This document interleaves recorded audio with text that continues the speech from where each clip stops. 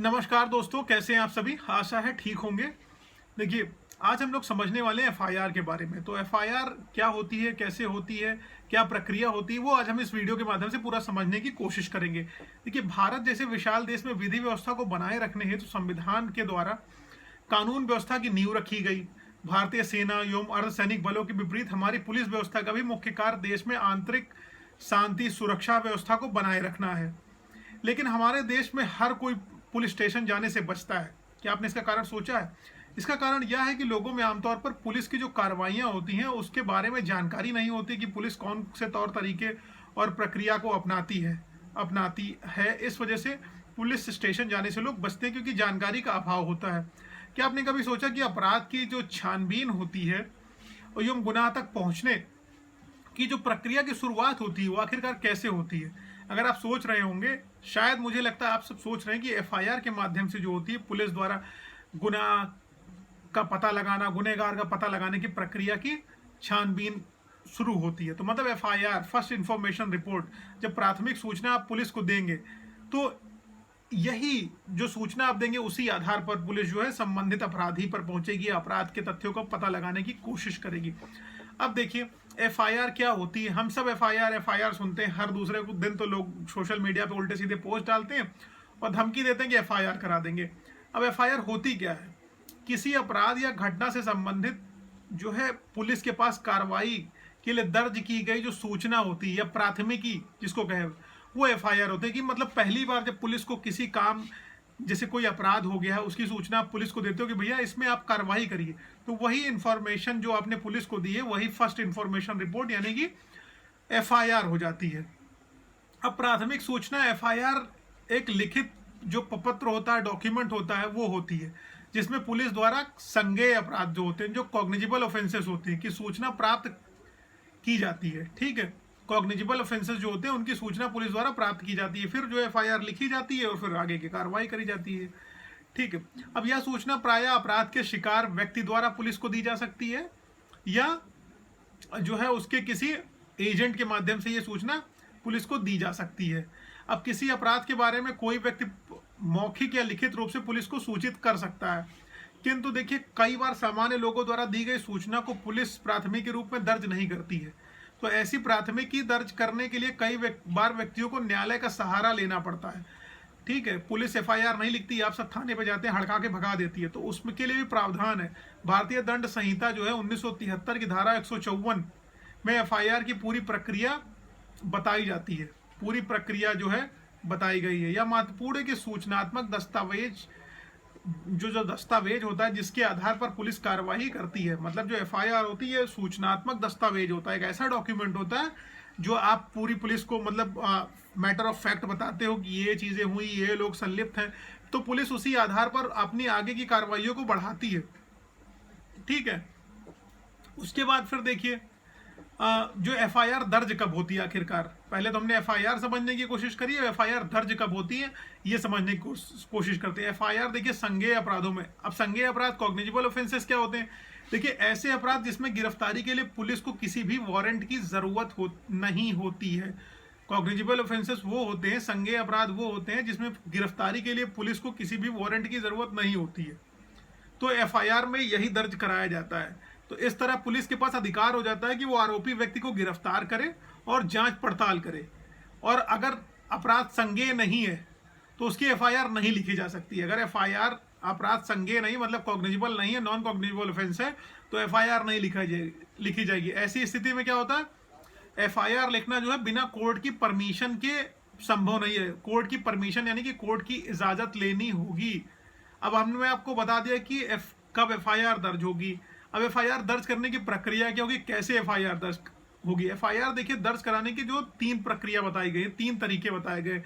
पीड़ित जो है सीधा थाने में जाकर लिखित या मौखिक रूप से अपना बयान के आधार पर एफआईआर दर्ज करा सकता है, और पीसीआर कॉल से मिली खबर जो होती है उसकी जांच कर एफआईआर दर्ज करी जाती है, करी जा सकती है। ठीक है, अब तीसरा, वारदात की खबर मिलने पर थाना का ड्यूटी का अफसर जो एएसआई मौके पर भेजता है, एएसआई चश्मदीदों का बयान दर्ज कराकर रुक का जो संक्षिप्त रिपोर्ट होती है, ठीक है, लिखता है। रुक्के के आधार पर पुलिस एफआईआर दर्ज करती है।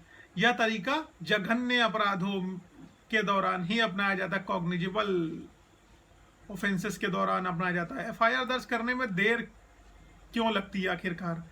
अब देखिए, ज़्यादातर मामलों में जो होती है पुलिस क्या करती है, ज़्यादातर मामलों में शिकायत मिलते हैं, एफआईआर दर्ज नहीं करती है। वारदात की प्रामाणिकता जानने के लिए कई बार शिकायत की जांच करती है कि बाइक, कार या कोई अन्य सामान चोरी होने पर पुलिस तुरंत एफआईआर दर्ज ना करके, प्रमुख वजह यह है कि जो पुलिस कुछ दिनों का इंतजार करती है कि चोरी किया गया सामान पीड़ित को किसी तरह मिल जाए। दरअसल कोई भी एसएचओ नहीं चाहता है कि उसके थाने में एफआईआर की संख्या में इजाफा हो। ठीक है, कोई भी एसएचओ नहीं चाहता, क्योंकि भाई उनके प्रमोशन, ट्रांसफर और पोस्टिंग में दिक्कतें नहीं आ जाएंगी। और जिसके थाने में एफआईआर की संख्या में इजाफा हो, और इसके अलावा थानों में स्टेशनरी की भारी किल्लत रहती है। ठीक है, हंसी आ रही होगी लेकिन हकीकत है, ये थानों में स्टेशनरी की भारी किल्लत होती है। पुलिसकर्मी एफआईआर न दर्ज करने की वजह इसको भी बताते हैं। एफआईआर की कॉपी थाने से एसीपी, एडिशनल डीसीपी, ठीक है, additional DCP 1, additional DCP 2, DCP district metropolitan magistrate को भेजी जाती है। जघन्य अपराधों की एफआईआर की कॉपी उस क्षेत्र के ज्वाइंट कमिश्नर को भेजी जाती है। ठीक है, और उसके बाद फिर क्या होता है, अब अगर पुलिस एफआईआर नहीं लिखती है आपकी, मान लीजिए आप एफआईआर लिखाने गए और पुलिस कहते कि हम एफआईआर नहीं लिखेंगे, तो एफआईआर जब पुलिस नहीं लिखती है तो उस प्रक्रिया में आप क्या करेंगे? अब देखिए, जैसे संज्ञेय अपराध होने पर पुलिस एफआईआर नहीं दर्ज करती है तो पीड़ित को सीनियर अफसरों से मिलना चाहिए। ठीक, अब अगर रिपोर्ट ना दर्ज हो तो सीआरपीसी क्रिमिनल प्रोसीजर कोड के सेक्शन 156(3) के तहत पीड़ित मेट्रोपॉलिटन मजिस्ट्रेट की अदालत में अर्जी दी जा सकती है। 156(3) के तहत भी, यानी कि एफआईआर आप करा सकते हैं। मेट्रोपॉलिटन मजिस्ट्रेट के पास यह शक्ति है कि वह एफआईआर दर्ज करने के लिए पुलिस को आदेश दे सकता है कि भैया एफआईआर दर्ज करिए। ठीक, अब सुप्रीम कोर्ट ने प्रावधान किया है कि एफआईआर न दर्ज होने पर धारा 482 के तहत हाई कोर्ट से अपील करने के बजाय मेट्रोपॉलिटन मजिस्ट्रेट को की अदालत में आपको जाना चाहिए। डायरेक्ट हाई कोर्ट ना पहुंचिए, 482 धारा के तहत आप सीधे मेट्रोपॉलिटन मजिस्ट्रेट के पास जाइए। इसके बाद बहुत बड़ी संख्या में लोगों ने सेक्शन 156(3) के तहत एफआईआर दर्ज कार्रवाई करी इसके तहत। हालांकि एफआईआर की जांच भी वही पुलिस करती है जो दर्ज नहीं करती है एफआईआर। तो पुलिस के मुताबिक जो है इस सेक्शन की बहुत सी एफआईआर फर्जी बताई जाती हैं। मतलब आप भाई पुलिस के पास गए, पुलिस ने एफआईआर नहीं दर्ज करी, आप मेट्रोपॉलिटन मजिस्ट्रेट के पास चले गए, मजिस्ट्रेट साहब ने जांच की आदेश दिया, तो सबसे बड़ी विडंबना यह है कि वही थाने का जो है एसएचओ जांच करेगा जिसने पहले आपकी एफआईआर नहीं लिखी है। तो इसको शायद मुझे लगता है इस कानून में भी परिवर्तन लाने की जरूरत है कि वो संबंधित अधिकारी जांच न करे, दूसरे अधिकारी जांच करे। लेकिन आप जानते हो पुलिस महकमा कितना ज्यादा भ्रष्ट हो चुका है। ये प्रत्येक पुलिसकर्मी के नहीं लिए, जो भ्रष्ट है वही अपने आप को समझे, प्रत्येक व्यक्ति इसमें अपने आप को इन्वॉल्व ना करे, वो ज्यादा बेहतर रहेगा।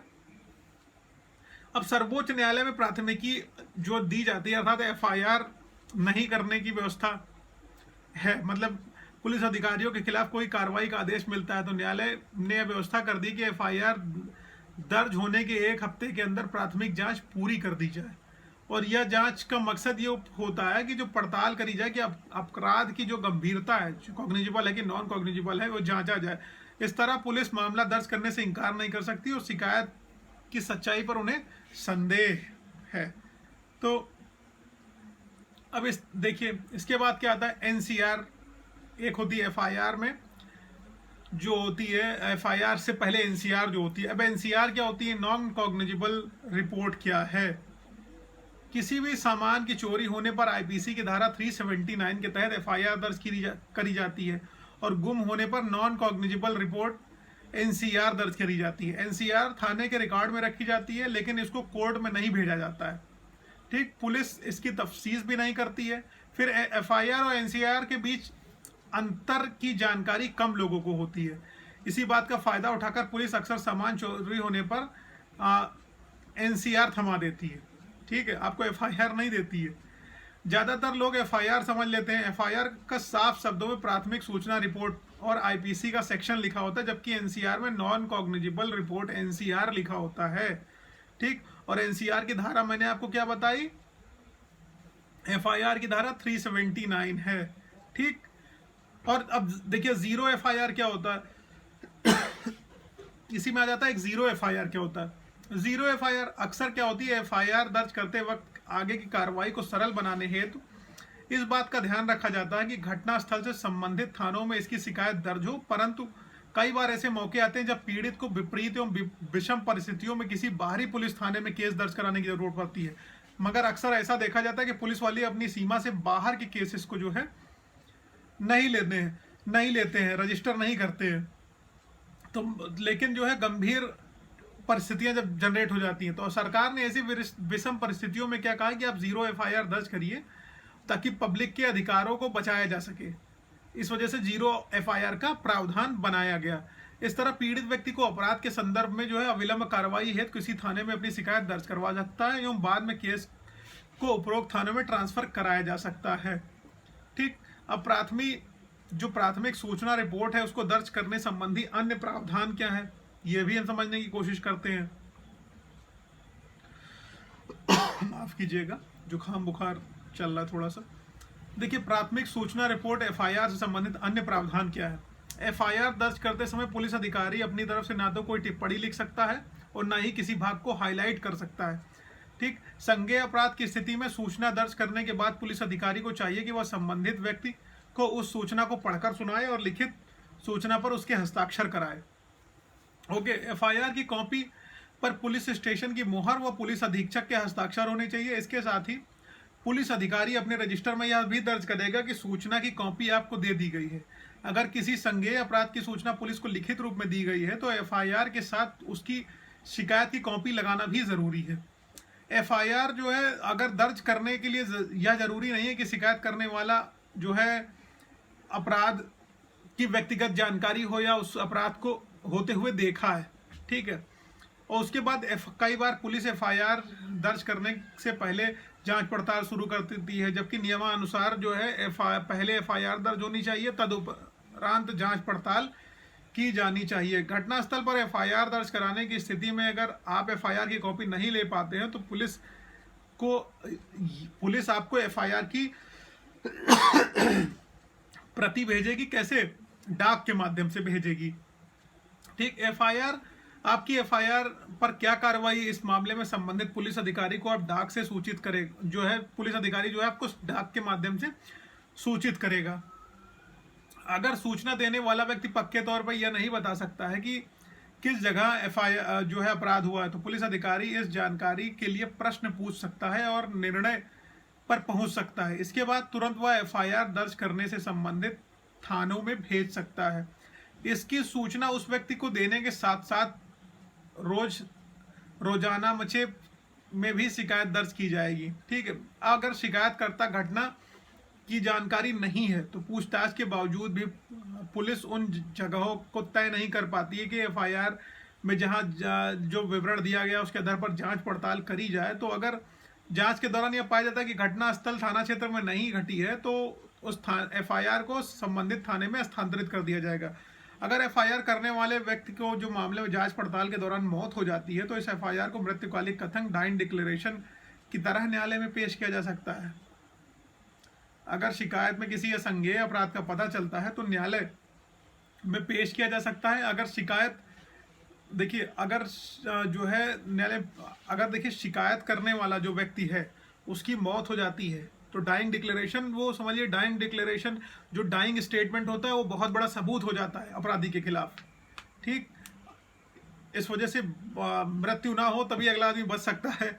अगर शिकायत में किसी असंज्ञेय अपराध का पता चलता है, ठीक है, रोजाना मचे में दर्ज हो जाता है तो इसकी कॉपी शिकायतकर्ता को जरूर ले जानी चाहिए। इसके बाद मजिस्ट्रेट से सीआरपीसी की धारा 155 के तहत उचित कार्रवाई के आदेश के लिए संपर्क किया जा सकता है। तो इस तरीके से मैंने एफआईआर से संबंधित जो है सारी डिटेल्स आप लोगों को बता दी है। ये एफआईआर क्या होती है, ठीक है, पुलिस नहीं करती तो अब कहाँ से कराएंगे, क्या क्या होता है। ओके। तो इस तरीके से आप लोगों को काफ़ी हद तक ये मामला क्लियर हो गया होगा और आशा है सब समझ में आएगा, क्योंकि कोशिश तो मैंने करी कि आप लोगों को मैं बेहतर ढंग से इसको बता सकूं। बाकी कोई समस्या हो तो आप मुझे पर्सनली मैसेज कर सकते हैं और मैं आप लोगों की समस्याओं का निवारण करने की कोशिश करूंगा काफ़ी हद तक। Thank you so much. और न्याय व्यवस्था का पालन कीजिए। पुलिस तंत्र तो बहुत खराब है, लेकिन ठीक है, बहुत सारे अच्छे लोग भी हैं। हर सिक्के के दो पहलू होते हैं और दोनों को समझने की जरूरत है। धन्यवाद।